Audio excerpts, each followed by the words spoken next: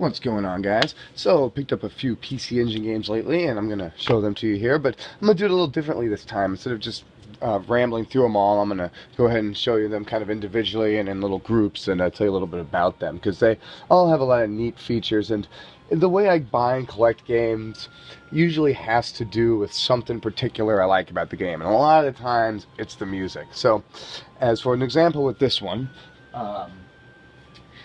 I picked up Ys 1 and 2. Now, I already had Ys 3, so I really wanted to play this first one, and I really wanted to listen to the soundtrack and you know, just hear the melodies, see the artwork in there. I never really cared for honestly, the gameplay of Ys, really. It was always the artwork and the music that really turned me onto it. So the music is done by, I believe his name is Yuzo Koshiro, and you know, the guy was probably in his late teens, or only maybe 20 years old when he started doing the music for Ys.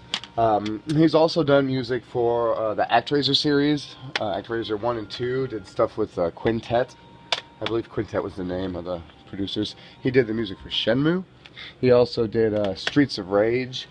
And lately he did music for Etrian Odyssey, and he is one of the music arrangers for even the new Smash Brothers release.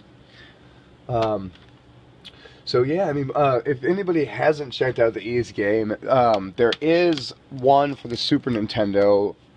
Ys 3 is out there for the Super Nintendo. Wanderers from Ys.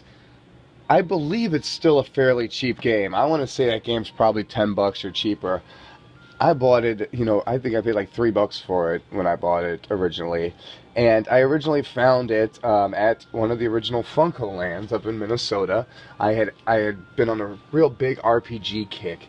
I just finished Final Fantasy III, and I asked the guy at Funko Land if there was, you know, what other RPGs are out there that I would like.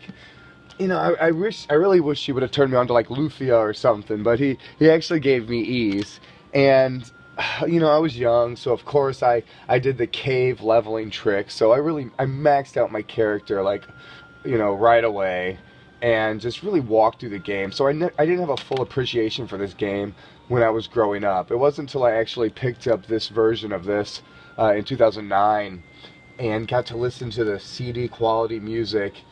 And you know, this game it's just really an amazing game. The artwork in there is beautiful. The sound, like I said, all the music is just wonderful. Yeah, the tracks end. You know, a lot of the CD music on these PC Engine games, you'll be playing, and you know they will be tracks. So it's not like it's on a full loop. There'll be a track, the song will play, it'll end, there'll be a pause. That is kind of one, you know, downside. It's kind of a turnoff, but it's not a big deal at all for what you're getting. So these games can actually also be found fairly cheap. I mean, I'm sure you could find this combo here for 15 to 25 bucks probably. Each of these sell for, you know, probably $10-15 a piece at the most. You could probably get, you know, you're more likely going to find it in the case than loose. But yeah, you know, this is just a really good series, and there's many ports of the Ys series. So you don't have to have a PC Engine to play these. Like I said, you can pick up Wanderers on the Super Nintendo, and you know, I'm sure there's, you know, plenty others out there. And lately there have been a lot on the PSP and the Vita, and or the PSP. I don't know about the Vita. And I think Wanderers like 7 or something came out. I'm not sure, but yeah. So so I picked these up, and I picked this one up, and I probably won't actually get into it and just yet. But one of these days, I'm gonna sit down and give that a good go again, because it's just a good work of art. So, all right, guys, stay tuned for more. Peace.